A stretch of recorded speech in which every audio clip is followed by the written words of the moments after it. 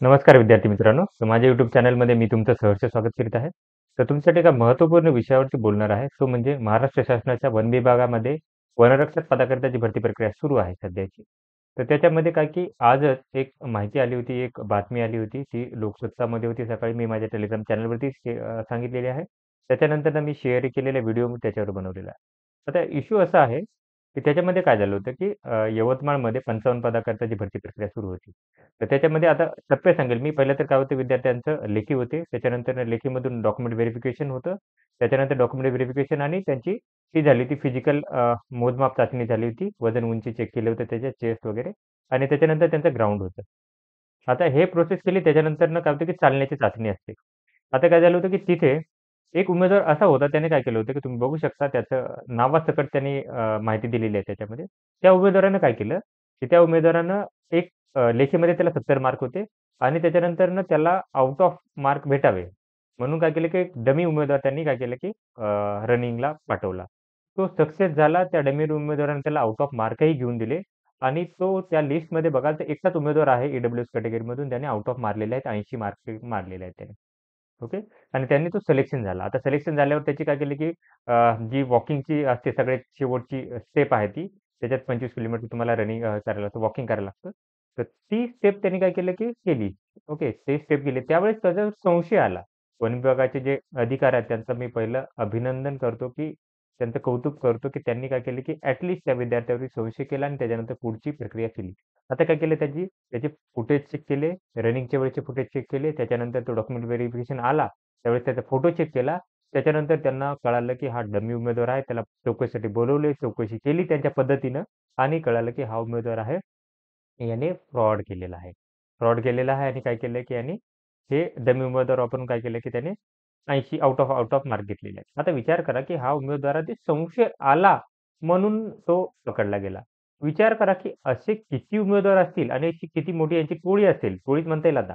कारण हे पैसे घेऊन लोकं काय करतात, की डमी उमेदवार जाऊन काय करतात, की मॅनेज करतात हे. लाखो रुपये घेतात आणि हे रनिंग करतात. तर हा असा विषय असू शकतो. बघा इथं झालंय म्हणजे असं नाहीये, की कुठेच होत नसेल किंवा झालं नसेल. तर त्यामुळं विद्यार्थ्यांची अशी मागणी आहे, की जिथं-जिथं हे झालेलं आहे, आता बघा त्या विद्यार्थ्यांनी चौकशी करून त्यांची कुठली टीम आहे का, कुठली त्याची टोळी आहे का, अजून कुठे-कुठे धावलेला आहे तो. कारण तो यवतमाळमध्ये झाल्यानंतर आता पकडलाय. त्याने काय केलं, की त्याने त्याच्या पहिलेही किंवा नंतरही आता कोल्हापूरमध्ये असेल किंवा नागपूरमध्ये असेल, त्याच्यानंतरनं पुण्यामध्ये असेल किंवा इतर ठिकाणी त्याने काय केलं, की तो केल्याची शक्यता असू शकते. जो विद्यार्थी ज्याने केलेला आहे, त्याला कुठून माहिती भेटली, की असे उमेदवार भेटतात, त्याचीही काय केली, की चौकशी करायला लागेल. ज्या उमेदवाराने हे मॅनेज केलेलं आहे ना, पैसे देऊन डमी उमेदवार पाठवले त्यालाही पकडायला लागेल. कारण त्याने असंच नाही, त्याने कुठून तरी त्याला सोर्स असेल, त्याला माहीत असेल, की हे कुठे उमेदवार भेटतात आणि कोण-कोण रनिंग करतात, अशी डमी उमेदवार. तर त्याची व्यवस्थित चौकशी करून काय केलं पाहिजे, की पुढे आलं पाहिजे, की अशी टोळी आहे का? अशी कोणती हे किती लोकं आहेत असे, की असे डमी उमेदवारावरून करतायत, मॅनेज करतायत. हे समोर आलं पाहिजे. तर विद्यार्थ्यांची अशी मागणी आहे. कोल्हापूरमध्ये, नागपूरमध्ये, ठाण्यामध्ये शहापूर असेल किंवा ठाण्यामध्ये मुलींचं. मुलींचंही सांगता येत नाही हां, सांगत नाही. फक्त मुलांच्या बाबत नाही. मुलींचंही सांगता येत नाही. मुलीही डमी उमेदवार असू शकतात. लक्षात घ्या.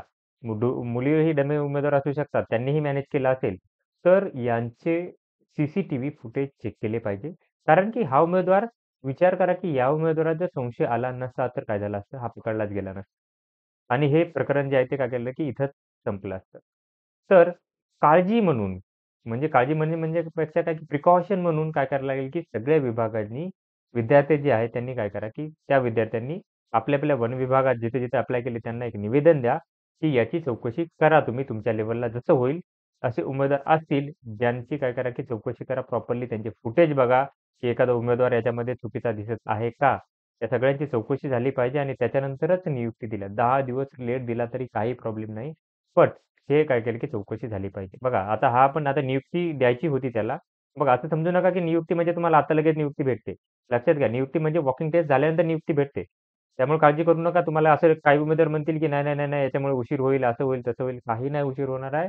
लक्षात घ्या ही प्रोसेस असते. ही प्रोसेस करायलाच पाहिजे. तेवढी सिरियसनेसनं करायला पाहिजे. आता इथं 55 जागेसाठी यवतमाळमध्ये होती त्यामुळे काय केलं, की त्यांना थोडंसं सोपं होतं. बाकीचे उमेदवार इथे बघाल तर ठाण्यामध्ये बघाल तर 80,207 एवढे विद्यार्थी काय केले होते, की ग्राउंडसाठी पात्र होते. 50,000च उमेदवार गेले असतील सपोज फॉर एक्झाम्पल सांगत आहे मी. 30,000 सोडले. 50,000 उमेदवार रनिंगसाठी गेले असतील, तर त्या 50 मधून जे उमेदवार ज्यांनी असं काही केलं असेल, त्यांची व्यवस्थित ते चेक केली पाहिजेत आणि त्याच्यानंतरच जे काही पुढची प्रोसेस काय केली की केली पाहिजे. आता कोल्हापूरमध्ये बघा, आता कोल्हापूरमध्ये खूप सारे विद्यार्थ्यांचे ऑलमोस्ट मला 100-150 विद्यार्थ्यांचे फोन आलेले आहेत. काही मुली फोन करून रडत आहेत, की सर ॲक्चुअली काय केलं, की तिथे काहीतरी गडबड झाल्याची शक्यता आहे. तर ही वन विभागाने काय केलं, की व्यवस्थित तपासून घेतली पाहिजे, की एक्झॅक्टली त्यांच्याकडनं काही झालेलं आहे का?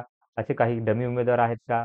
त्याच्यानंतर कोणी काही उत्तेजक द्रव्य घेऊन रनिंग केलेली आहे का? रनिंगमध्ये तुम्हाला फुटेजमध्ये कळेल तो विद्यार्थी कसा धावत आहे, त्याच्या ह्याच्यावरून कळतं. कारण की उत्तेजक द्रव्य असेल, तर त्याला काही भावना नसते. तो काय करतो, फक्त धावत राहतो. त्याच्यानंतर कुठला उमेदवार हॉस्पिटलाइज झालेला आहे का? त्याचे ब्लड टेस्ट रिपोर्ट्स असतील का? या सगळ्यांची चौकशी झाली पाहिजे, असं विद्यार्थ्यांचं मत आहे. ओके. तर ही एक महत्त्वपूर्ण काय केलं, की बातमी आहे ज्याच्यावरती काय केलं, की मी थोडंसं लक्ष करू शकतो हे करू शकतो वन विभागाचं. तर वन विभागाने याच्यावरती थोडं सीरियसनेस करा आणि जे उमेदवारांनी ज्या गुणवृत्तीमध्ये काय केलं, की फॉर्म भरला आहे, तर त्यांनी काय करायचं, की तिथल्या वन विभागामध्ये ज्या जे हे असेल, ऑफिसमध्ये असेल, तिथे एक लेखी निवेदन द्या आणि तिथे सांगा, की याची काय केली, की चौकशी प्रॉपरली झाली पाहिजे.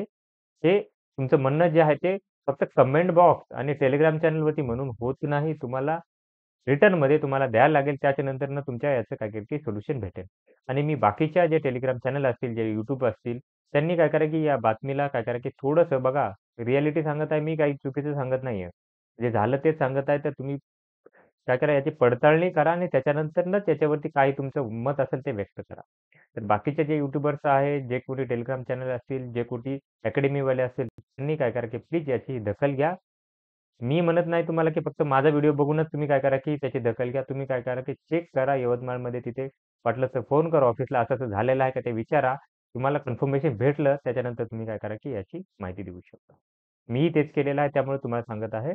बातमी आलेली आहे, त्याच्यानंतरच ते केलेलं आहे. तिथं वन विभागाच्या अधिकाऱ्यांनी जी माहिती दिलेली आहे, त्याच्यावरती सांगत आहे मी. कारण तिथे ज्या विद्यार्थ्यांनी केलेलं आहे, त्याचं नाव, जो डमी उमेदवार आहे त्याचे नाव, या सगळ्या गोष्टी काय केल्या, की प्रसिद्ध झालेल्या आहेत. विनाकारण कोण कुणाचं नाव डायरेक्टली असं काय करत, की टाकत नाही. लक्षात घ्या, न्यूजपेपरमध्ये असे डायरेक्ट नावं नाही टाकत. त्यामुळे ही बातमी कन्फर्म आहे. तर तुम्ही काय करू शकता, की याच्यावरती थोडा प्रकाश टाका अजूनही. तर ही एक माहिती होती. तर अशाच महत्त्वपूर्ण अपडेटसाठी माझ्या चॅनलला सबस्क्राईब करा, व्हिडिओ लाईक करा आणि मित्रांसोबत शेअर करा. धन्यवाद.